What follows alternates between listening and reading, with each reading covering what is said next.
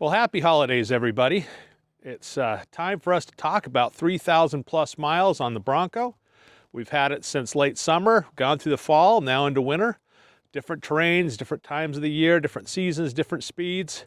I've got some thoughts I want to share with you about what I like, a few things I don't like, and we're going to take a little bit of a drive around my neighborhood. So stay tuned.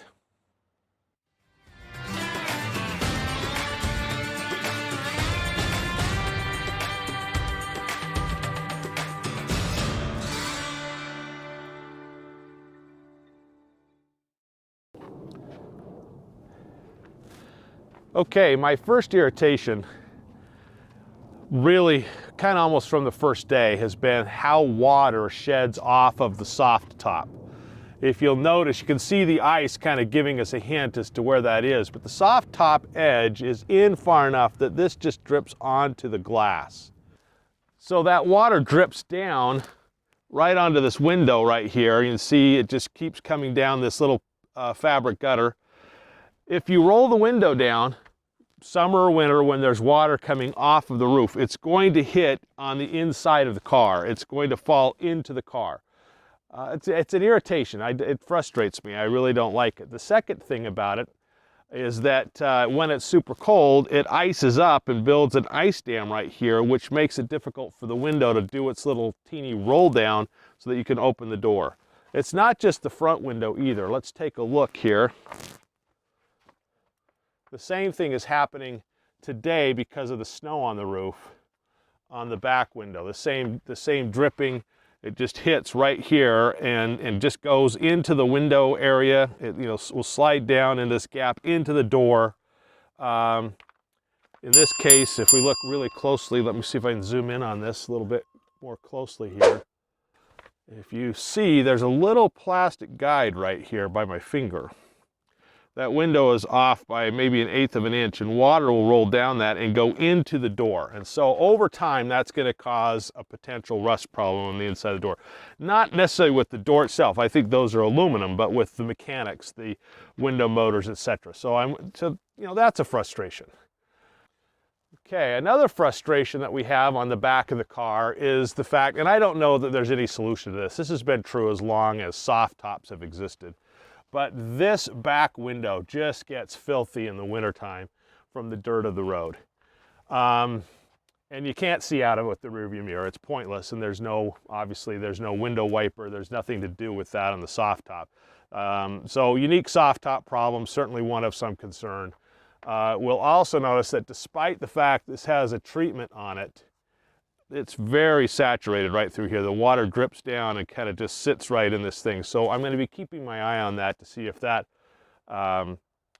starts to have any kind of rot over time from water and then sitting and then drying. So grab a handful of snow, we can clean the window a little bit, but that's a frustration that I think is just inherent in getting the soft top. Okay, the first concern I have on the inside, and it's maybe just me, but you'll notice that there is a knob here. This knob twists to set the light, the front outside lights.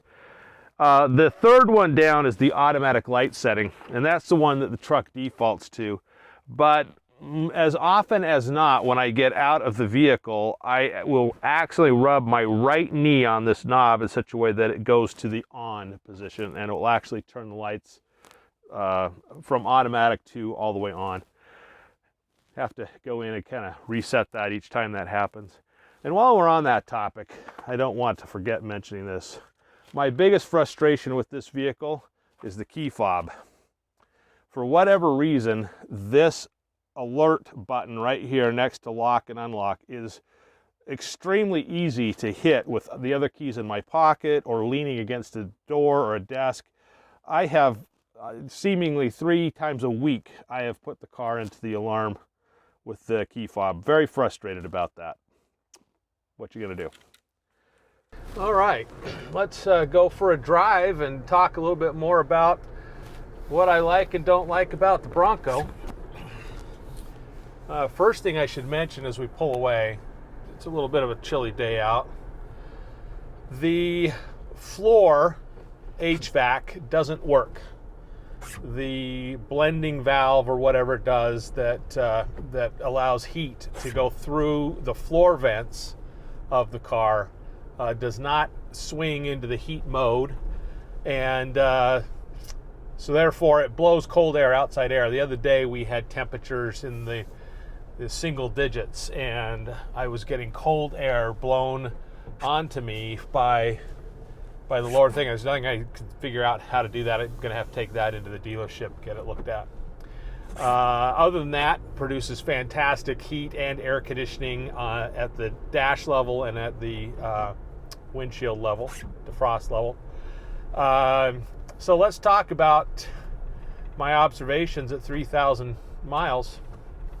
As we drive down the street, we're going to take a little right here, and we're going to go over and take a look at the river.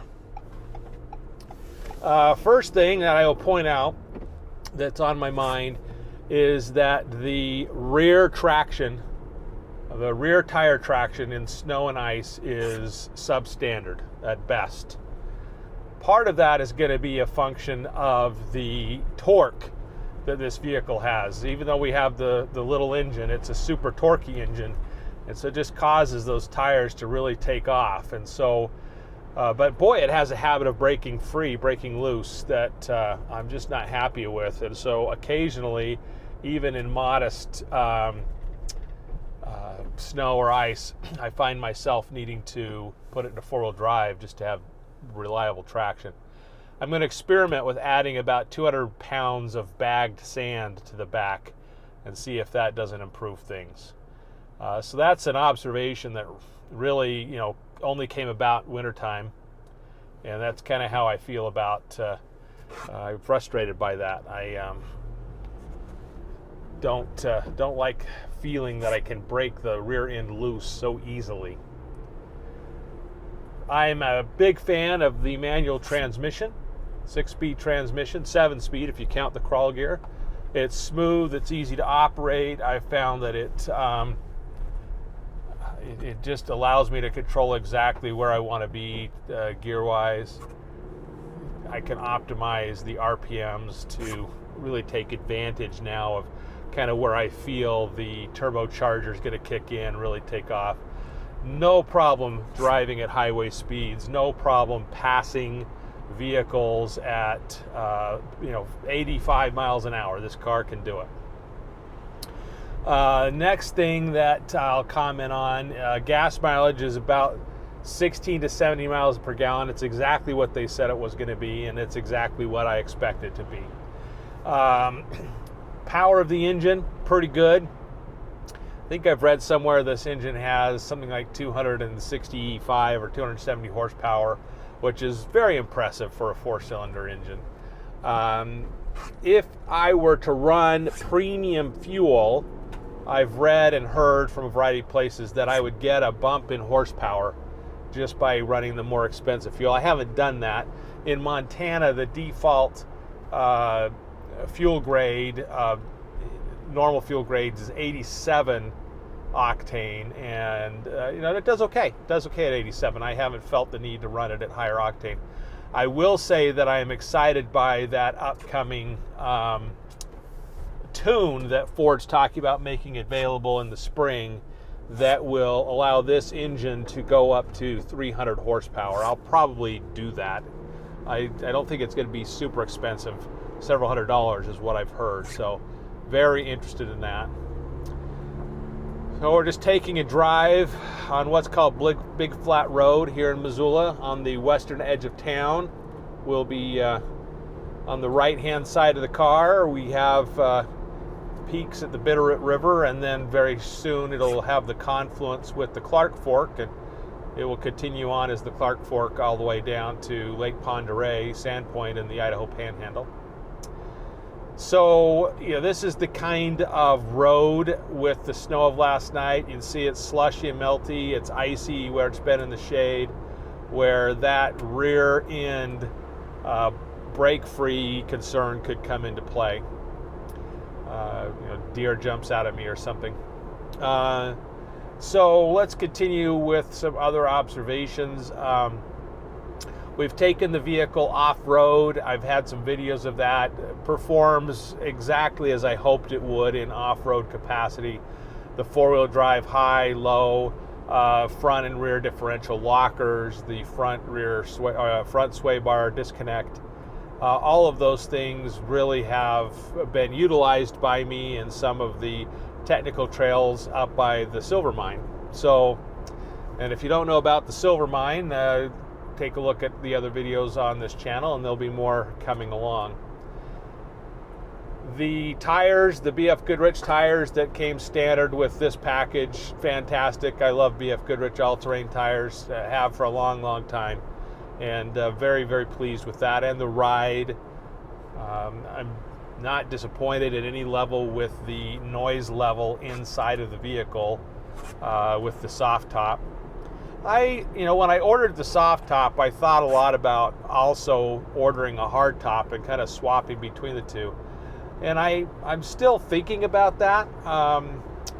Depends. I was kind of hoping, interestingly, that those first hard tops that Ford didn't like, the color wasn't sticking to, I was kind of hoping those would come on the market and I could buy one for cheap and see if I couldn't fix it up or something. But it's my understanding that that they've been or are going to be destroyed, and so that's not an option. But we'll take a look at hardtop options. I've seen some third-party hardtop options, and they're very expensive. They look fantastic, but they're many, many thousands of dollars, and I'm content right now with the vehicle as it is. Comfort of the seating, love it. One of my favorite parts about the cabin, if we can call it that, is that this door, the level of this door is perfect for me to rest my arm on. It's exactly the right height, and I find the armrest here in the middle to be a good height as well, especially if I'm just resting my hand on the gear shift. So very pleased with that, the ergonomics of that. I sit such that my right knee is just a little off of this part of the dashboard down here by the HVAC controls, and it's very comfortable for me. If I had to sit any closer, I'd probably bump my knee into the dash, and I wouldn't like that, but I'm not doing that here. I mentioned earlier that can't tell if this road is slick or not. Looks like they've put some sand on it. In Montana, we use sand instead of salt, and it has its side effect. On one hand, it'd be nice not to have salt, which we love, but the sand tends to have large gravel in it that gets flipped up and breaks a lot of windshields. So, we avoid rust and break windshields. The visibility out of the car is fantastic. I've had a lot of four-wheel drive vehicles in my life, and I have had a Toyota FJ Cruiser, and I am a Toyota fan. And I am a Toyota FJ Cruiser fan in many ways, but the visibility out of that cab is not very good. It's fairly narrow, both down and up, and so I'm very pleased with the visibility of this. I guess, I don't know, the greenhouse, whatever they want to call it. Very pleased. Got to keep my speed down. This road, you get tempted to really just go. So the dashboard, I don't mind the dashboard. We've got a miles per hour over here on the left. We got a miles and RPM right in the middle, which I spend more of my time looking at. I actually don't look at the speedometer nearly as often as I do at the center kind of informational display. I have the smaller touchscreen display. There's a larger option. I'm perfectly content with that, with the exception I mentioned earlier, which is that it has had an occasional freeze. I'm still able to operate the radio and my cell phone through the on-wheel controls, but other than that little hiccup, it's great. It's easy to navigate. I enjoy using it. So I'm a fan of that. All the controls are easily seen and accessed. I think the knobs are the right size. Toyota in recent years has made big knobs. These aren't quite that big. They're big enough. That's really all that matters. There are only 2 cup holders in the vehicle. I wish there were more. I wish there were cup holders in the door instead of this tensioned webbing. I like to keep bottled water in the car just for kind of safety, emergency, convenience sake, and there's really not anywhere to do that. So, like some more cup holders, please. There's an argument that there can never be enough cup holders. 2 is not enough cup holders. USB access in the car and USB charging is okay. There are some upgrades in the Bronco line for a wireless phone charging adapter here, and I didn't opt for that package. I'm thinking about an aftermarket solution, kind of like that, but the USB charger does its job. The rear view mirror's got good visibility out of the back when you can see through the back of the soft top. As is often the case, soft tops, it's hard to keep that back window clean. It doesn't matter who the make or model of the vehicle is, that it's a tough job. The other thing that is interesting about this car is from the front. Looking at it from the front, you can tell it's a Ford Bronco. But looking at it from the back and from the rear sides as you're driving down the road, if you're not familiar, it looks a lot like the Jeep. And I don't know that I mind that. I don't know that I don't mind it either. I was kind of hoping this vehicle had a little bit more in-person uniqueness in all aspects of its look from outside than it does, but that's okay. That is okay. I'm perfectly happy with the 33-inch tires. I didn't go for the Sasquatch package and the 35-inch tires. I'm glad about that. That would be helpful occasionally, but I drive this vehicle more than occasionally, and so I wanted to have something that I thought was an aggressive off-road feature set, but was still comfortable and convenient to drive on the highway.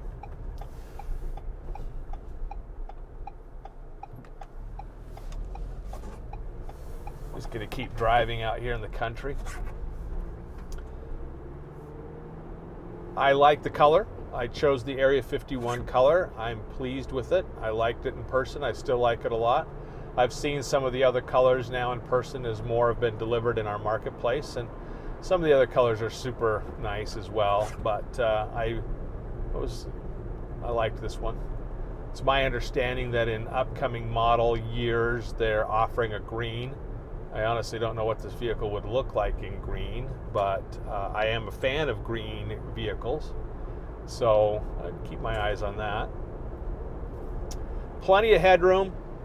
Plenty of headroom. You could wear a 10-gallon hat in here. I'm 6 feet tall. My head's sitting right here. I have a little bit of a taller torso anyway, so no sweat with headroom in the vehicle. Stereo system is okay. The speakers that came in this package did an okay job, a good job, I should say, good job. I think they could do a better job. There at least one, maybe 2 more radio upgrades available in the Bronco line than the one I got. So I'm sure that that's an option. Aftermarket wise, I haven't paid any attention. I've been, it's done okay.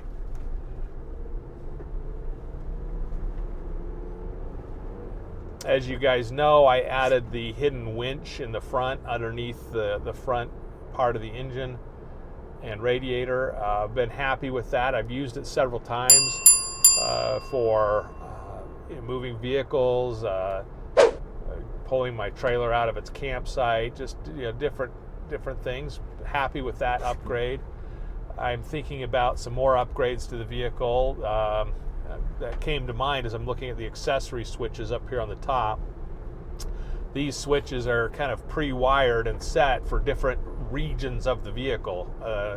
If you add an accessory in the back, these later switches have connectivity back there. So I've thought about light bars and things like that. So, looking into that, keeping my eyes peeled on those options.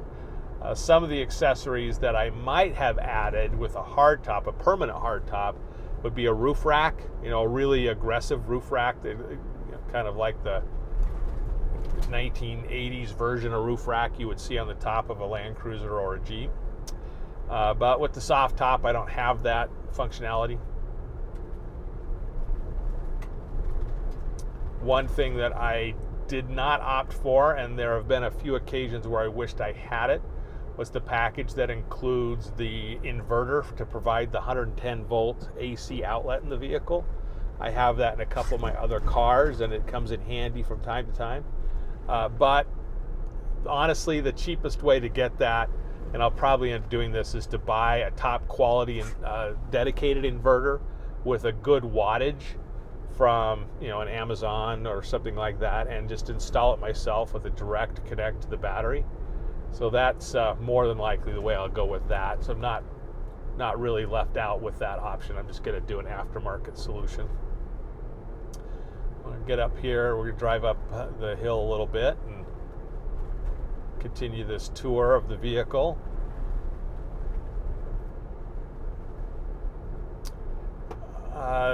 Rear storage is sufficient. I've kept a lot of stuff in the back. The rear door opens to a 90-degree angle first, and then if you want, you push it even further, I think, kind of to I'm going to say 120 degrees. It doesn't go all the way to 180, which is good, but certainly ease of access of the back and good storage options back there. And the rear seats are plenty big enough for most people. You'd have to be a fairly large adult to become uncomfortable in there, maybe on a longer trip, but good seating options back there.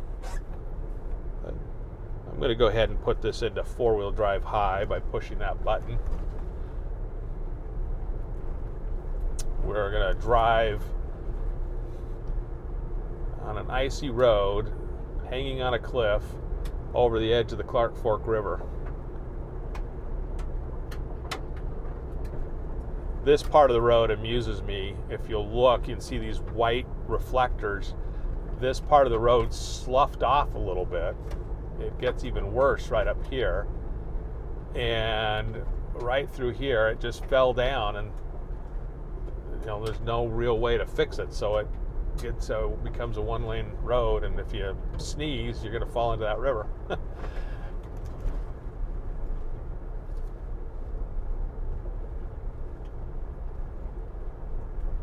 The vehicle is a lot of fun to drive. That was what I was hoping would be true, and that's what's proven to be true. When I decided I wanted to buy it, I was hoping for a fun car, wanted something that I'd just be thrilled to hop in and just drive down to the local convenience store or up to the mine, or really on any adventure. And I've been super pleased with the vehicle in that respect. Jumping to the in conclusion, I'm going to say, I'd buy another one. I'd buy it again, no question about it. There are some things, as we've talked about, that are annoyances, but that's true of a lot of vehicles. There's really no perfect vehicle for everybody. And I think for a first year return of this product, with the aim that Ford had in putting it out there, I think they did an excellent job. I'm very pleased with the overall vehicle experience. Okay, well, there's a view of Missoula for you right out there. We'll turn around right here.